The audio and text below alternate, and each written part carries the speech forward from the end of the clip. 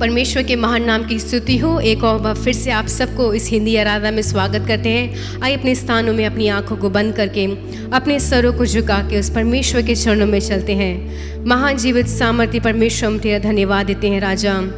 इस चौथे हफ्ते में परमेश्वर तू हमें लेके आया है। तेरी करुणा के लिए हम तेरा धन्यवाद देते हैं। तेरी भलाइयों के लिए हम तेरा धन्यवाद देते हैं। तेरी हर एक उत्तम आशीषों के लिए हम तेरा धन्यवाद देते हैं राजा। आज सुबह के समय में हम जीवित हैं और आपके चरणों में आए हैं राजा। ये तेरी महान करुणा का फल है राजा। वो परमेश्वर, हमारा जीवित रहना परमेश्वर, उसका एक मकसद है राजा। इस जीवन का एक मकसद है परमेश्वर, जिस मकसद से परमेश्वर तू हमें इस संसार में लेके आया है राजा। हम सबको परमेश्वर वो पूरा करने के लिए सहायता कर राजा। ये दिन बहुत ही विशेष दिन है परमेश्वर, जब हम सब मिलकर तेरे चरणों में आके तेरी आराधना करते हैं। अपने हर एक परमेश्वर संसारिक कामों को छोड़ के उस परमेश्वर की पवित्र मंडली में, पवित्र चरणों में आते हैं राजा। वो महान जीवित सामर्थ्य परमेश्वर, कितना उत्तम सौभाग्य आपने हमें दिया है कि हम आपके परमेश्वर चरणों में आए, आपकी आराधना करें, आपकी स्तुति करें, आपकी प्रशंसा करें। ओ राजा, आप सारी आदर और महिमा के योग्य हैं राजा। वो हमारे विश्वास से योग्य पिता, हम तेरा धन्यवाद देते हैं। हम तेरी चुनी हुई संतान है राजा। वो परमेश्वर वचन में लिखा है, इज़राइल का परमेश्वर ना ऊँगेगा ना सोएगा। वो परमेश्वर दिन रात परमेश्वर तूने हमें परमेश्वर चलाया है, हमारे साथ रहा है राजा। हमारे आने जाने में तूने हमारी सुरक्षा की है। वो परमेश्वर, हमारे विरोधियों से तूने हमें बचा के रखा है। शैतान के हर एक जालों से परमेश्वर तूने हमें बचाया है। शैतान के परमेश्वर हर एक कामों से तूने हमें बचाया है राजा। अपने दोनों हाथों से परमेश्वर हमें थामा है, हमारे परिवार को थामा है परमेश्वर। आपने हमसे अत्यंत प्रेम किया है राजा।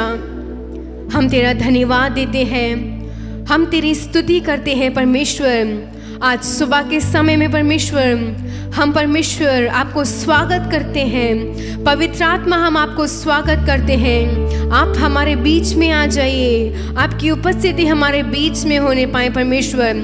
जब हम सब मिलकर कुछ गीतों को गा के तेरे नाम को परमेश्वर ऊंचा उठाने जा रहे हैं, आप हमारे बीच में मौजूद हो जाइए राजा। ओ परमेश्वर, हर एक बातों से, हर एक गीतों से, इस प्रार्थना से, इस स्तुति आराधना से और तेरे वचनों से परमेश्वर सिर्फ तेरा ही नाम ऊंचा होने पाए राजा। सारा आदर और महिमा हम आपको देते हैं, मसीह यीशु के जीवित नाम से मांगते हैं, आमीन। जय मसीह की। मिलकर कुछ गीतों को गाए। पहला गीत, आराधना आराधना, स्तुति आराधना आराधना।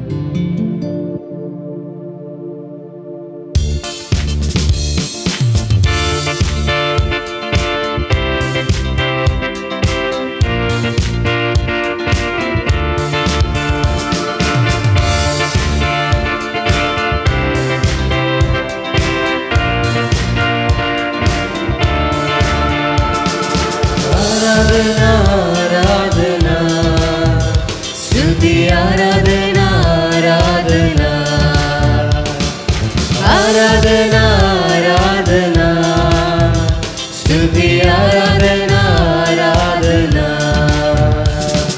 सुबह के समय, शाम के समय, आराधना पिता को। सुबह के समय, शाम के समय, आराधना पिता को। आराधना आराधना, स्तुति आराधना आराधना, आराधना आराधना, स्तुति आराधना आराधना। पवित्र आत्मा तुझे आराधना, मेरे साथी तुझे आराधना। पवित्र आत्मा तुझे आराधना, मेरे साथी तुझे आराधना। स्वर्ग के पिता तुझे आराधना, मार्गदर्शी तुझे आराधना, स्वर्ग के पिता तुझे आराधना, मार्गदर्शी तुझे आराधना, आराधना आराधना, स्तुति आराधना आराधना, आराधना आराधना, स्तुति आराधना आराधना। सुबह के समय, शाम के समय, आराधना पिता को। सुबह के समय, शाम के समय, आराधना पिता को। अब्बा पिता तुझे आराधना, प्रेमी प्रभु तुझे आराधना, अब्बा पिता तुझे आराधना, प्रेमी प्रभु तुझे आराधना, सर्वशक्तिमान तुझे आराधना, दया के प्रभु तुझे आराधना, सर्वशक्तिमान तुझे आराधना, दया के प्रभु तुझे आराधना, आराधना आराधना, स्तुति आराधना आराधना, आराधना आराधना, स्तुति आराधना आराधना। सुबह के समय, शाम के समय, आराधना पिता को। सुबह के समय, शाम के समय, आराधना पिता को। जीवित बलि तुझे आराधना, जीवन जल तुझे आराधना, जीवित बलि तुझे आराधना, जीवन जल तुझे आराधना, बादल के खंभे तुझे आराधना, मेरे मसीह तुझे आराधना, बादल के खंभे तुझे आराधना, मेरे मसीह तुझे आराधना, आराधना आराधना, स्तुति आराधना आराधना, आराधना आराधना, स्तुति आराधना आराधना। सुबह के समय, शाम के समय, आराधना पिता को। सुबह के समय, शाम के समय, आराधना पिता को। आराधना आराधना, स्तुति आराधना आराधना, आराधना आराधना, स्तुति आराधना आराधना। हालेलुया। मिलकर दूसरा गीत गाइए। एक नाम है यीशु, यीशु ही वो नाम है।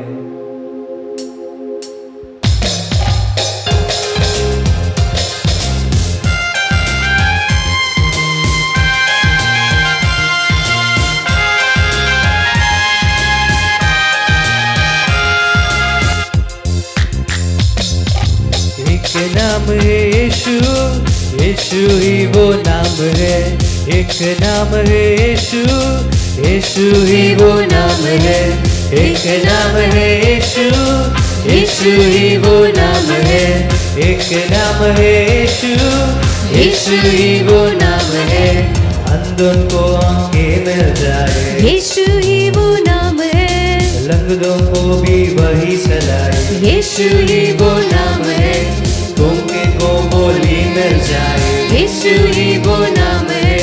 मुर्दों को भी वही जिलाए, यीशु ही वो नाम है। एक नाम सबसे महान, बन बिगड़े सबका। एक नाम है यीशु, यीशु ही वो नाम है। एक नाम है यीशु, यीशु ही वो नाम है। एक नाम है यीशु, यीशु ही वो नाम है। एक नाम है यीशु, यीशु ही वो नाम है। बांझ को बच्चे मिल जाए, यीशु ही वो नाम है। अनाथ का वो घर बसाए, यीशु ही वो नाम है। खोई हुई पहचान लुटाए, यीशु ही वो नाम है। रोते हुओं को वही हंसाए, यीशु ही वो नाम है। एक नाम सबसे महान, बन बिगड़े सबका।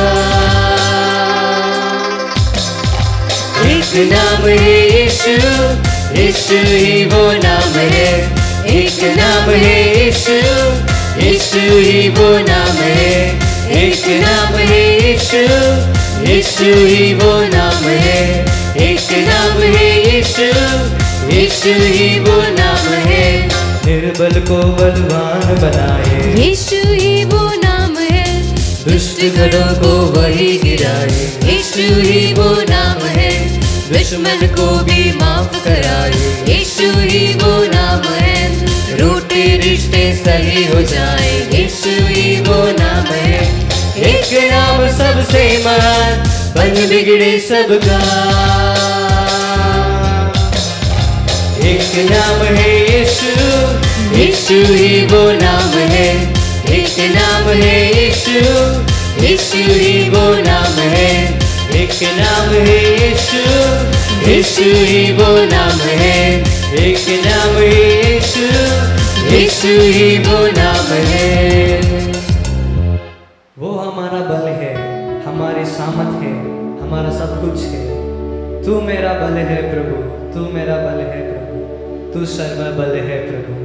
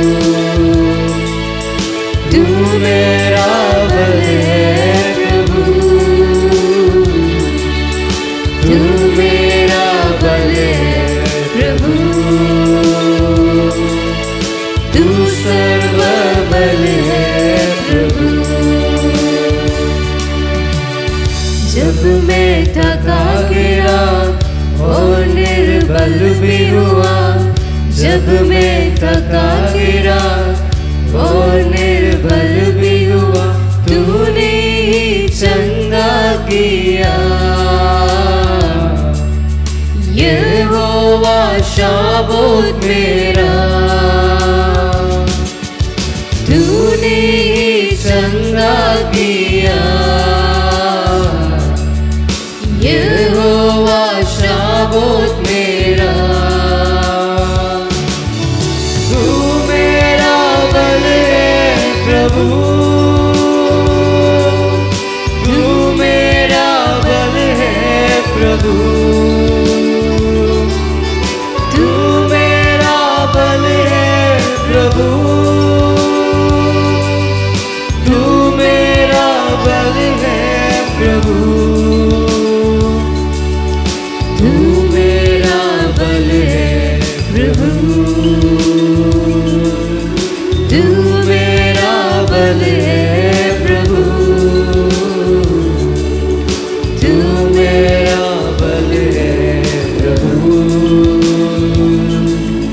तू सर्वबल है प्रभु। मेरा जीवन तू ही प्रभु, मेरा प्यार भी तू ही प्रभु, खूबसूरती तू ही प्रभु, मेरा सब कुछ है तू ही प्रभु। मेरा जीवन तू ही प्रभु, मेरा प्यार भी तू ही प्रभु, खूबसूरती तू ही प्रभु, मेरा सब कुछ है तू ही प्रभु। तू मेरा बल है प्रभु, तू मेरा बल है प्रभु, तू मेरा बल है प्रभु, तू मेरा बल है प्रभु, तू मेरा बल है प्रभु, तू मेरा बल है प्रभु, तू मेरा बल है प्रभु, तू सर्वबल है प्रभु।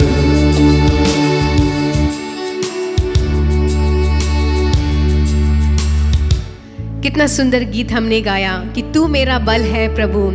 जब जब हम थक गए थे, जब जब हम गिर गए थे, जब हमारे जीवन में हमारी आशा की नाव टूट गई थी, हमें कोई आशा नहीं दिखती थी, वो परमेश्वर ने हमें बल बनाया।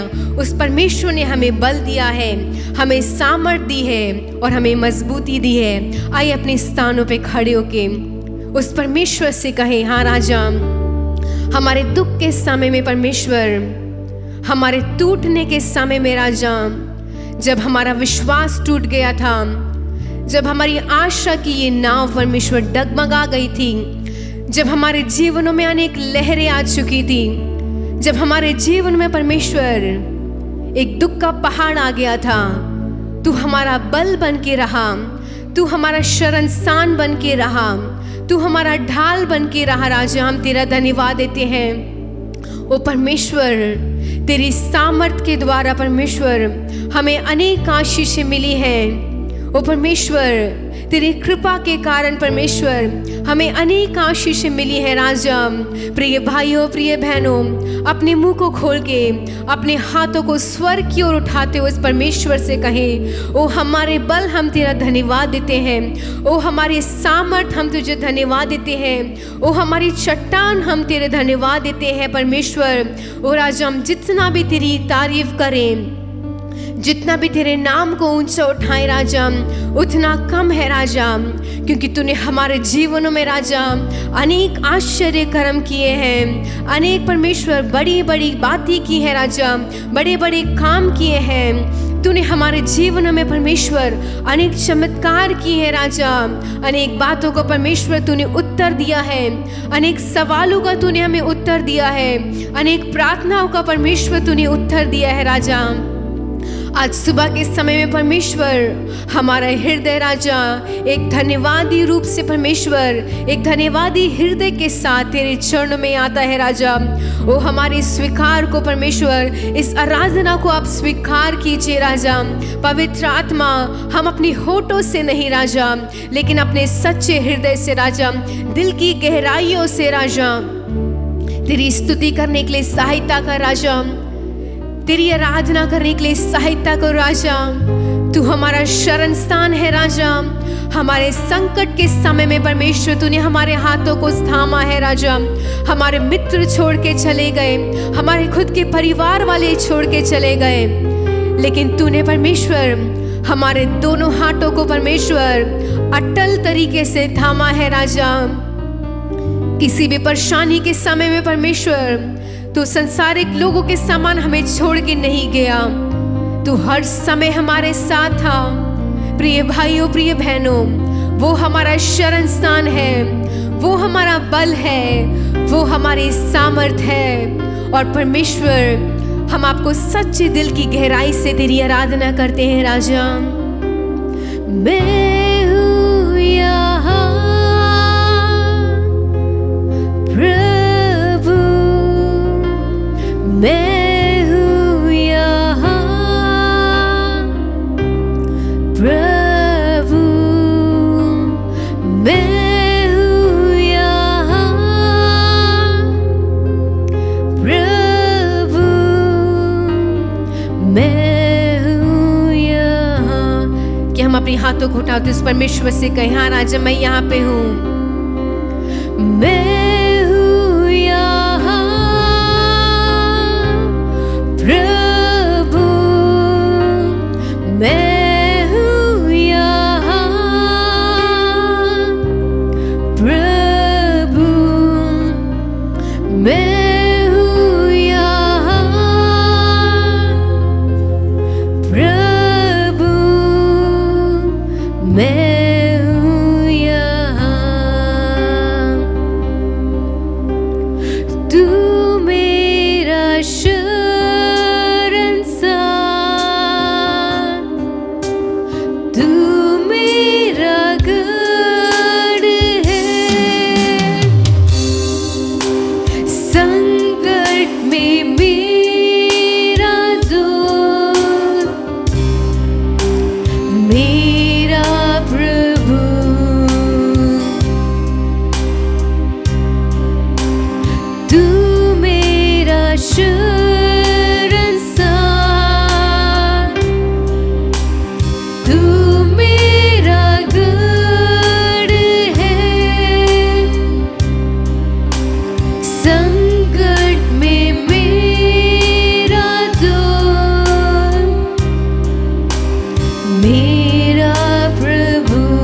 उठाते हुए आराधना करूं मैं पूरे दिल से, मैं तुझे ढूंढूंगा संपूर्ण जीवन से, तेरी सेवा करूंगा तन मन और धन से।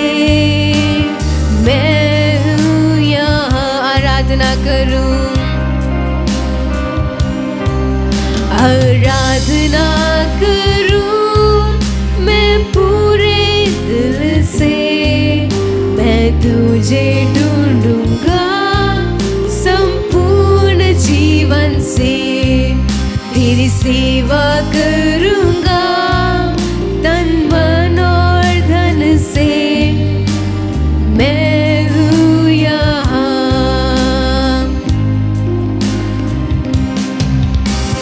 मैं हूँ यहाँ प्रभु, मैं हूँ यहाँ प्रभु, मैं हूँ यहाँ प्रभु, मैं हूँ यहाँ, मैं हूँ यहाँ, मैं हूँ यहाँ प्रभु। अपने जीवन को समर्पित करते हुए अपने हर एक पापों को कबूल करते हुए उस परमेश्वर से कहें, मैं यहाँ पे हूँ राजा। प्रभु मैं हूँ यहाँ, उद्धार मेरा तू, मेरी चंगाई है, संकट में सामर्थ है,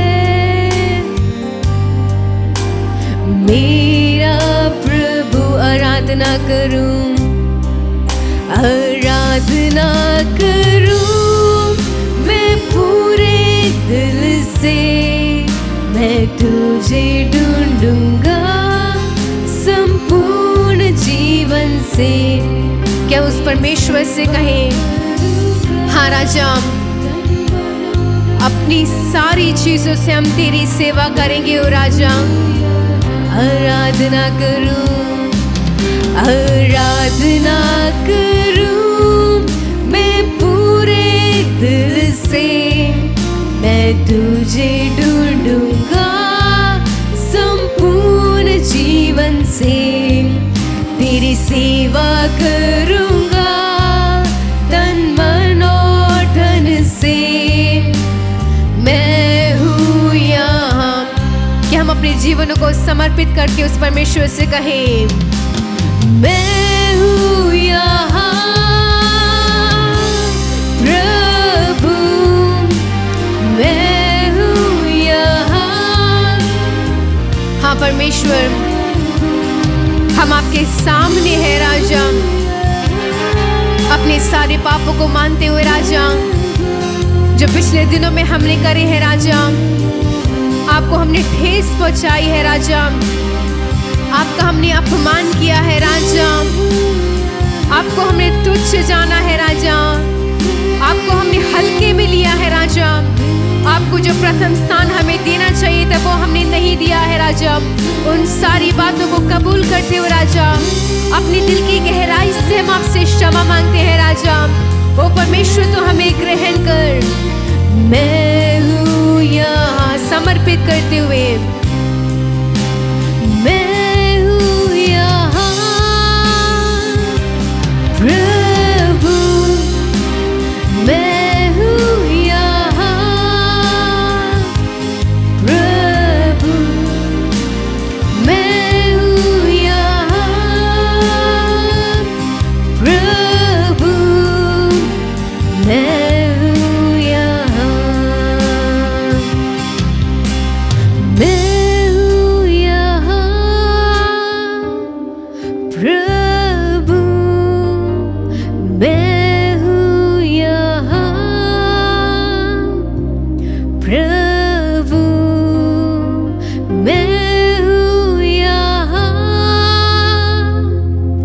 प्रभु, मैं हूँ यहाँ। हाँ परमेश्वर, अपनी संपूर्णता के साथ राजा, संपूर्ण हृदय से, संपूर्ण मन से राजा तेरी सेवकाई करने के लिए सहायता कर राजा। तू हमारे जीवन का आधा भाग नहीं चाहता है राजा, तू चाहता है राजा जो भी हम तेरे लिए करें वो एक संपूर्णता के साथ करने के लिए सहायता कर राजा। वो परमेश्वर, हमें परमेश्वर तेरे प्रति विश्वास योग्य रहने के लिए सहायता कर राजा। वो पल दूर नहीं है कि तू जल्द परमेश्वर आसमान में अपने दूतों के साथ आने वाला है।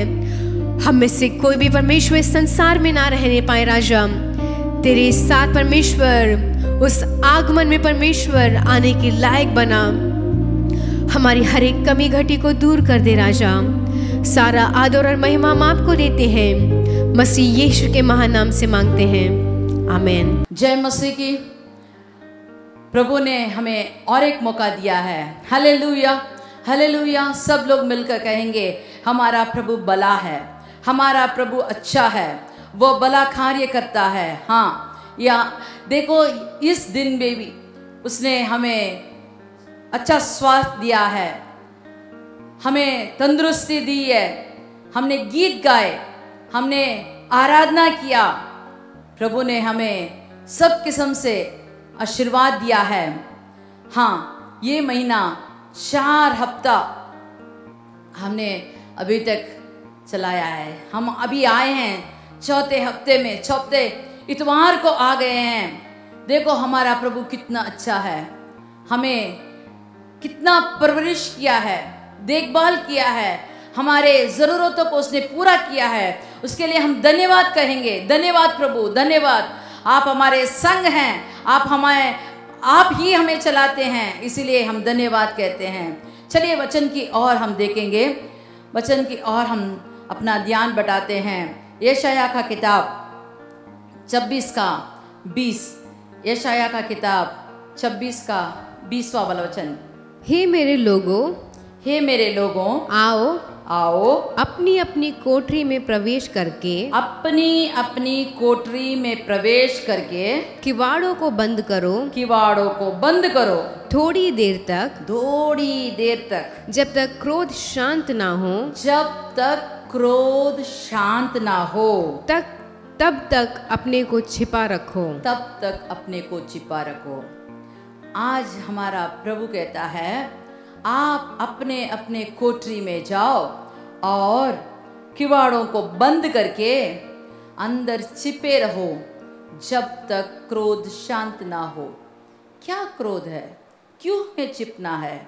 हाँ, प्रभु ने हमें पिछले हफ्ते सिखाया था क्या अच्छा कार्य है, क्या न्याय है, क्या कृपा है। ये सब हमने देखा और हमने ये भी देखा कि हमारे प्रभु से कुछ भी कठिन नहीं है, सब कुछ वो कर सकता है। लेकिन अब वो कहता है, आप जाओ अपने कोठरी में बंद करके छिपे रहो, क्योंकि क्रोध आ रहा है। क्रोध जब तक शांत ना हो तब तक अपने आप को छिपा रखो। छिपा रखो माने जाके ऐसे एकदम बैठा रहना नहीं, कोई चादर लेकर हमें अपने आप को ढककर बैठने के लिए नहीं। परमेश्वर कहता है, अपने अपने कोठरी में जाओ, दरवाजा बंद करो और प्रार्थना करो, क्योंकि आजकल हमारे देश में बहुत सारे कष्ट अभी आ रहा है, बहुत सारे मुश्किलें आ रही है। क्रोध, प्रभु का क्रोध हमारे देश में आने वाला है। लेकिन हमारा प्रभु कहता है, तुम जाओ अपने कोठरी में अपने आप को छिपा रखो जब तक क्रोध शांत ना हो। अगर आप अपने कोठरी में जाकर बंद दरवाजे के पीछे किसी के साथ कुछ भी बातचीत ना करके, कोई अनपसंद विचार को सोचकर सिर्फ प्रभु के बातों पर मगन करके आप प्रार्थना करोगे तो क्रोध शीघ्र ही शांत हो जाएगा। शीघ्र ही शांत होने के लिए हमें प्रार्थना करना होगा। हाँ, ये दिन प्रार्थना करने का समय है। आप लोग अलग अलग से ऐसा एक एनकाउंटर प्रभु के साथ आपको होना चाहिए कि आप किसी भी तरह से प्रभु के क्रोध का कारण ना बने। इसीलिए अपने आप को जांच करने के लिए यही समय है, यही समय है। प्रभु कहता है, क्रोध शांत होने तक आप अपने को अलग कोठरी में छिपा रखो, क्योंकि क्रोध आ रहा है। हालेलुया। भजन संगीता सैम 91:1। जो परम प्रधान के छाए हुए स्थान में बैठा रहे। हाँ, ये तो हम सब बच्चे लोगों को सिखाते हैं। जो परम प्रधान के छाए में स्थान में बैठा रहे, वह सर्वशक्तिमान की छाया में ठिकाना पाएगा। वह सर्वशक्तिमान के छाया में ठिकाना पाएगा। तो हमें क्या करना चाहिए? परम प्रधान के छाये में के स्थान में बैठना है। उसके छाया का स्थान कहाँ है? हाँ, वही हमारी कोठरी है। उस कोठरी में जाकर उसके छाए के स्थान पर बैठकर उसके बात सुनो। जब आप उसके बात सुनकर उसकी आज्ञा पालन करोगे तो परमेश्वर हमारे लिए सब कुछ कर सकता है। जो हमारी जिंदगी के लिए अच्छा है, खरा मार्ग है, उसी रास्ते में वो हमें चलाएगा। चलो हम देखेंगे किन किन लोगों ने अपने को कैसे छिपा कर रखा और कैसे आशीर्वाद पाया।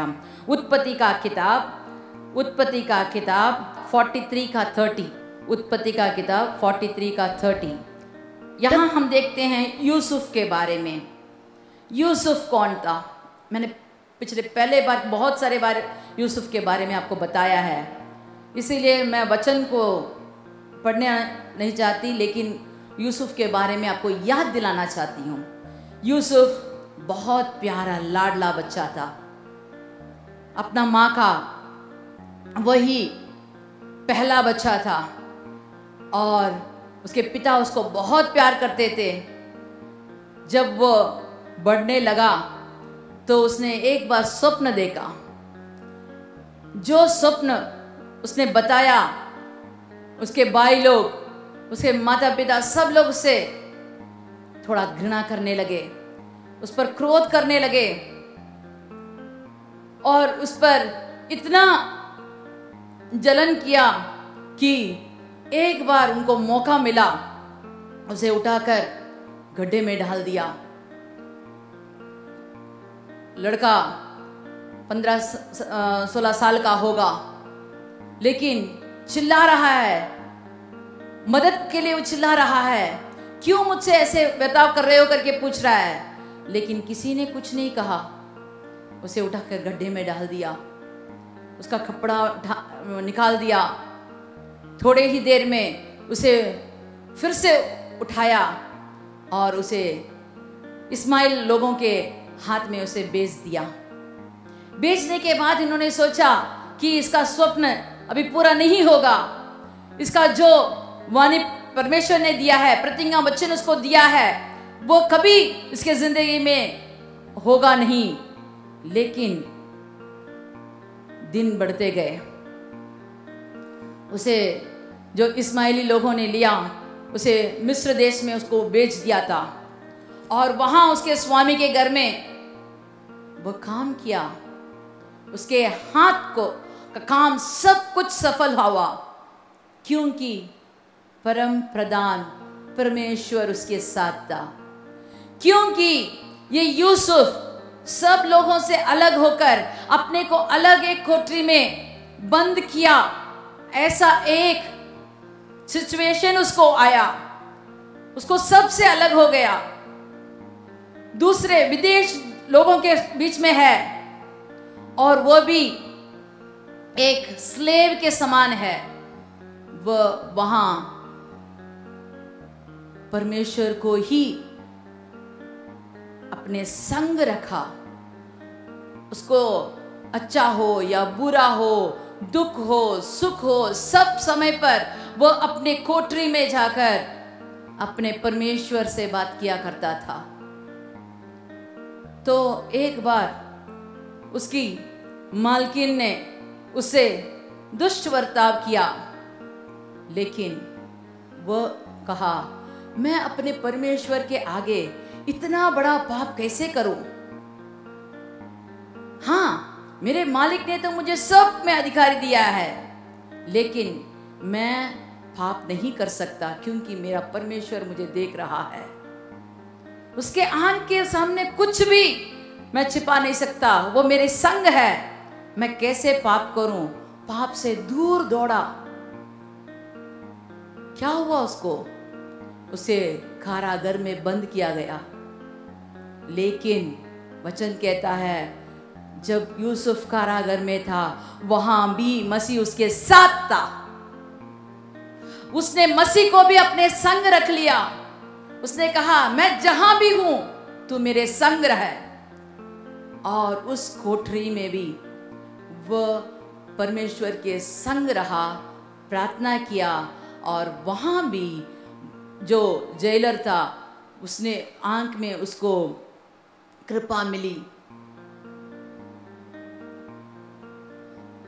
मैं जानती हूँ कि शायद 17 साल उसने ऐसे दुख सहे, 17 साल तक उसने इतनी मुश्किलें झेली, लेकिन उसने अपने परमेश्वर का संग नहीं छोड़ा और परमेश्वर ने उसका संग नहीं छोड़ा, क्योंकि उसके साथ कोठरी में बंद दरवाजे के पीछे परमेश्वर के साथ जो मेल था उसने उसे छोड़ा नहीं। और एक ऐसा समय आया, राजा को एक स्वप्न आया और जो कारागार में बंदी बनाया हुआ था उसे उठाकर राजा के स्थान पर राज्य गद्दी के पास बिठाने के लिए उसको एक बुलावा आया। उसके बाद क्या हुआ, जब पूरे देश में अकाल पड़ी थी तो वही भाई लोग जिन्होंने उससे घृणा किया, जिन्होंने उसे गड्ढे में डाला, जिन्होंने उसे बेच डाला, जिन्होंने सोचा कि इसका स्वप्न पूरा नहीं होगा, वही भाई लोग अभी उसके सामने खड़े हैं, उसके पैरों तले गिरे हुए हैं, उससे कृपा के लिए हाथ फैलाए हुए हैं। हम झूठ नहीं कह रहे, हम सच कह रहे हैं, हम ऐसे लोग हैं, सब कुछ उनको बता रहा है। अब क्या होगा, अभी ये वचन पढ़ेंगे। ऐसे परिस्थिति में ही हम देखते हैं यूसुफ क्या किया।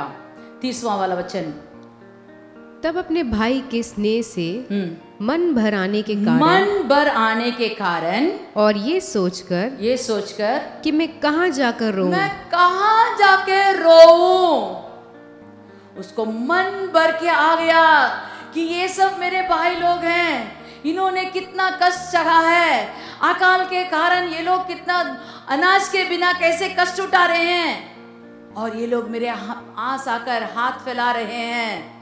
ये सब देखकर उसका मन भर आया और उसको रोने के लिए स्थान ढूंढा। यूसुफ तुरंत अपनी कोठरी में गया और वहां रो पड़ा। हाँ, राजा लोग तो प्रजा के आगे रोते नहीं हैं, लोगों के आगे रोते नहीं हैं, लेकिन कोठरी में जाकर वो रोने लगा। परम प्रधान परमेश्वर, तूने मेरे ऊपर कितना दया किया है। मैं जब बचपन में था मुझे स्वप्न दिखाया, और वही स्वप्न इतने सालों बाद, इतने कष्टों के बाद, इतने मुश्किलों को झेलने के बाद मुझे फिर से मेरे भाइयों के सामने ऊंचा खड़ा किया है। तूने जो वाणी दिया है, जो प्रतिज्ञा वचन तूने दिया है, उसे पूरा करके निभाया है। इसलिए वो मन भर के रोने लगा।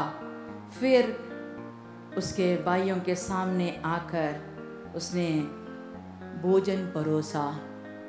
हालेलुया। हमारे जिंदगी में भी अगर आपको ऐसी कोई मुश्किलें हैं, आप ऐसे कोई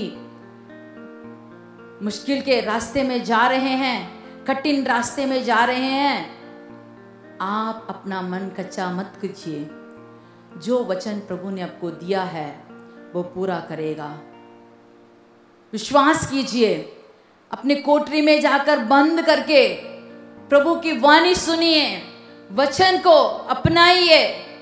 परमेश्वर सही समय पर आपको ऊंचे स्थान पर ले आएगा। जो उसने कहा है वो अपने हाथों से करके दिखाएगा। दानियल का किताब 6:10। जब दानियल को मालूम हुआ कि उस पत्र पर हस्ताक्षर किया गया है, तब वह अपने घर में गया, जिसकी उपरोटी कोठरी की खिड़कियां यरूशलेम के सामने खुली रहती थी, और अपनी रीति के अनुसार जैसे वह दिन में 3 बार परमेश्वर के सामने घुटने टेककर प्रार्थना और धन्यवाद करता था, वैसे ही तब भी करता रहा। हालेलुया। हम दानियल के बारे में अच्छी तरह जानते हैं, फिर भी मैं आपको फिर से याद दिलाना चाहती हूँ, इसके विरुद्ध ही, इस दानियल के विरुद्ध कुछ भी उन पर दोष डालने के लिए एक भी मौका दानियल ने नहीं दिया।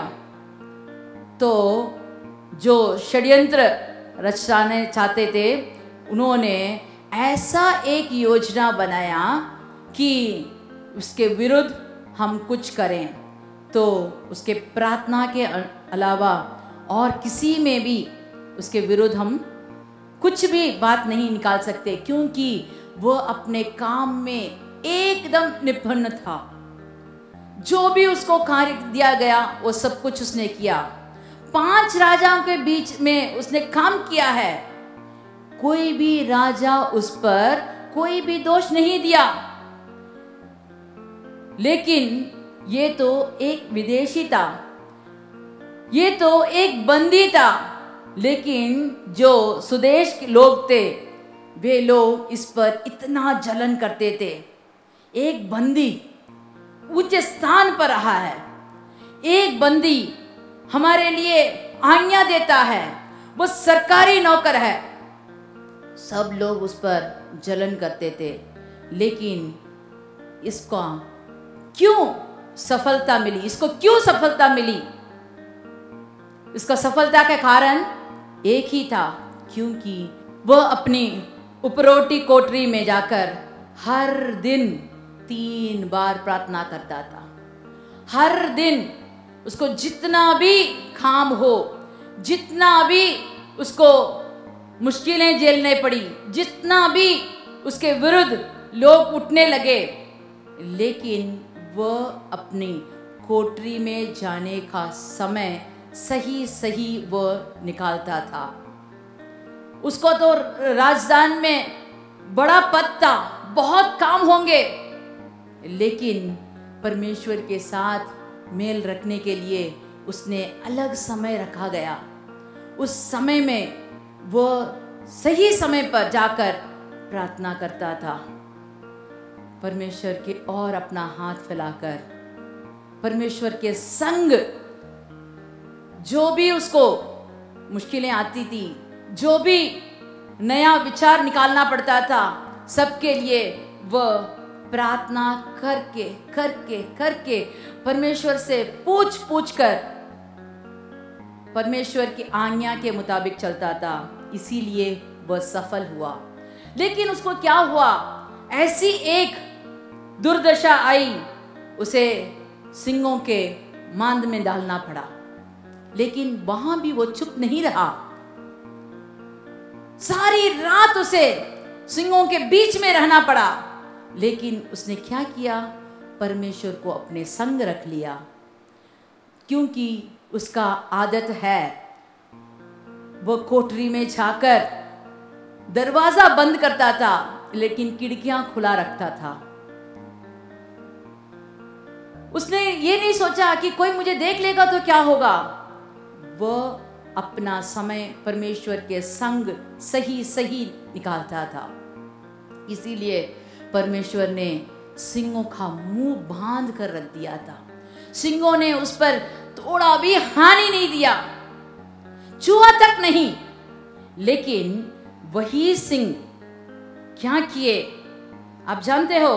तब राजा अपने महल में चला गया और उस रात को बिना भोजन पड़ा रहा, और उसके पास सुख विलास की कोई वस्तु नहीं पहुंचाई गई, और उसे नींद भी नहीं आई। देखो, यहां हम देखते हैं राजा जब दानियल को सिंह के मान में डालने को कहा, डालने के बाद दानियल एकदम सुरक्षित आराम से सिंहों के बीच में बैठा हुआ। लेकिन राजा को नींद नहीं आई, उसे भूख नहीं, खाना नहीं, कुछ सुख विलाप के लिए कुछ नहीं। रात भर वो बेचैन था। जो परमेश्वर के संग रहते हैं उसको शांति मिलती है। जो परमेश्वर के लोगों के विरुद्ध उठते हैं उनको शांति खो देते हैं। जो भी आपके विरुद्ध उठते हैं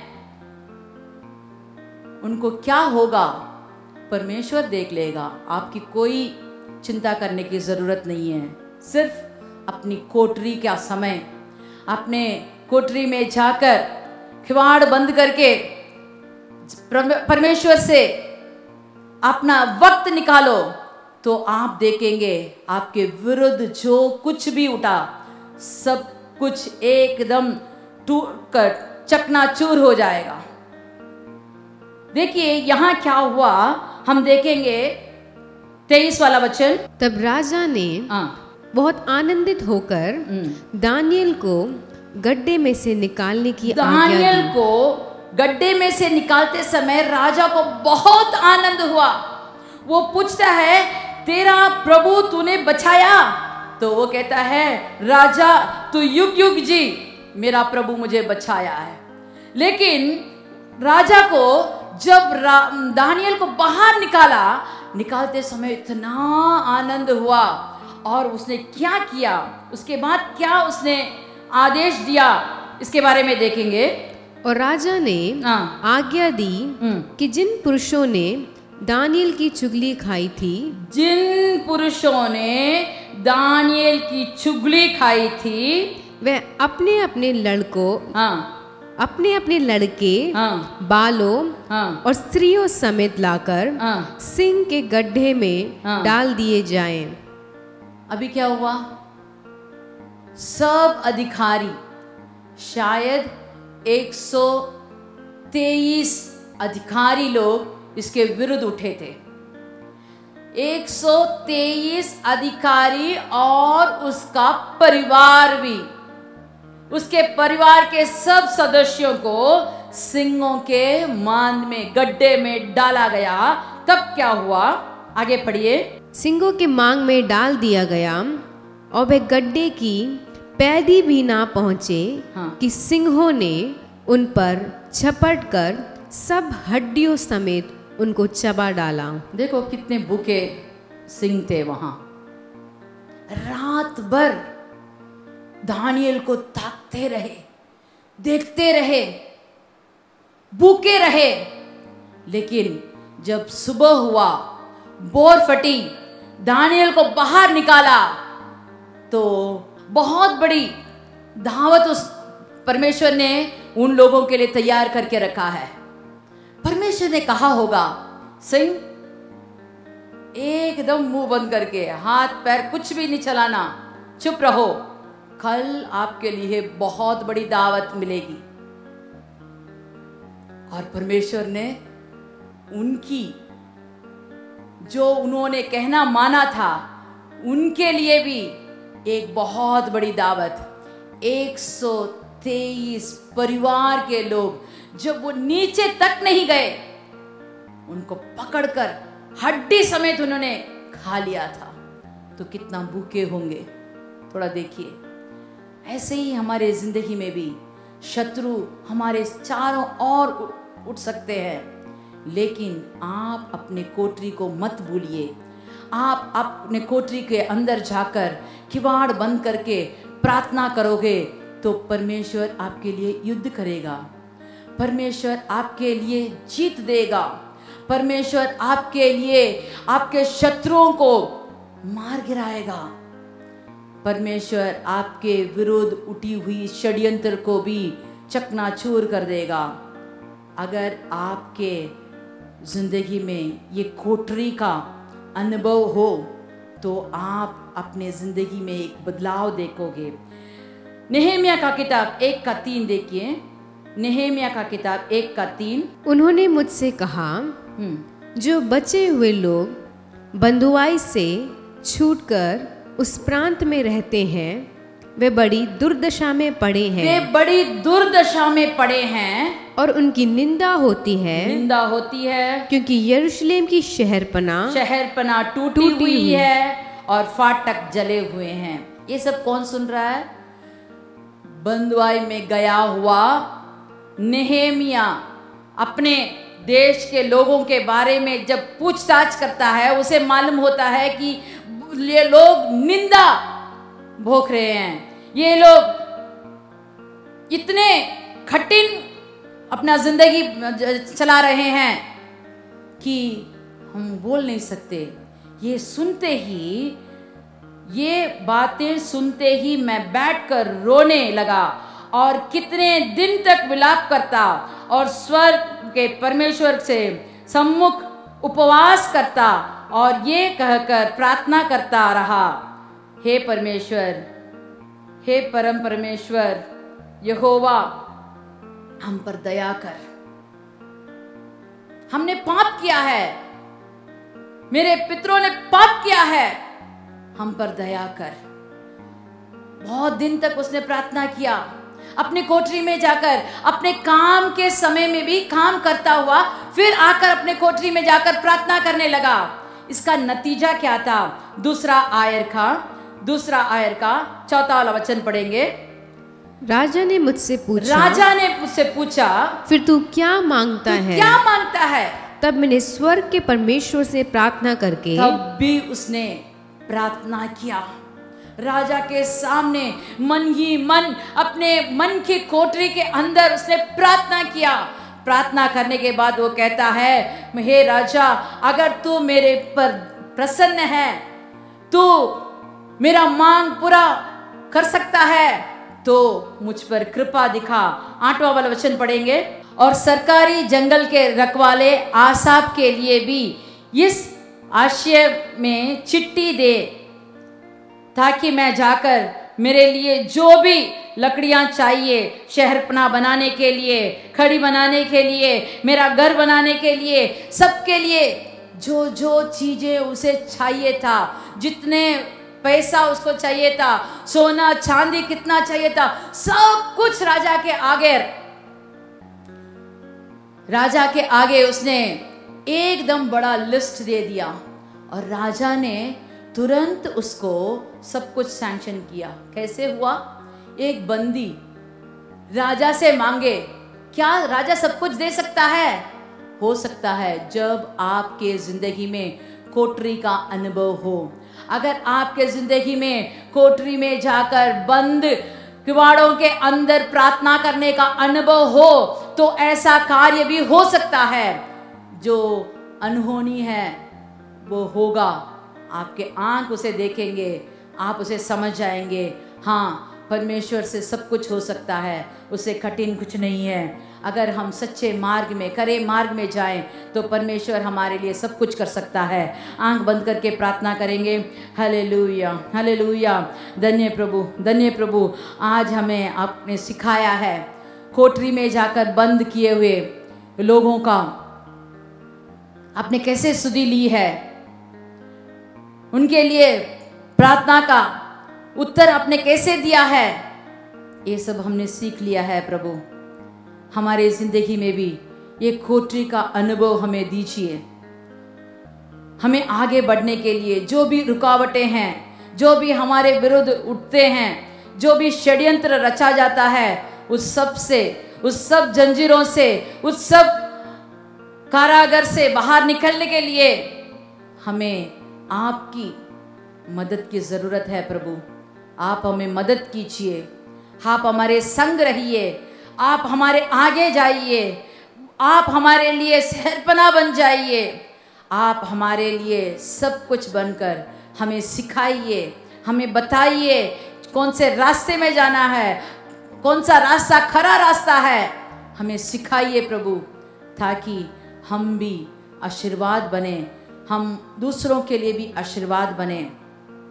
हमारे ज़िंदगी में एक बदलाव दीजिए, हमारे कार्यालय में एक बदलाव दीजिए, हमारे परिवार में एक बदलाव दीजिए, आशीर्वाद बना दीजिए प्रभु। अभी तक आपने चलाया है, बाकी के दिन भी आपके हाथ में हम सौंपते हैं, आप ही हमको संभाल कर ले जाइए। मसीह के नाम से मांगते हैं, आमीन, आमीन। चलिए हम सब मिलकर कहेंगे, हे मेरे मन यहोवा को धन्य कह, और जो कुछ मुझ में है वह उसकी पवित्र नाम को धन्य कहे। हे मेरे मन यहोवा को धन्य कह और उसके किसी भी उपकार को न भूलना। आमीन आमीन।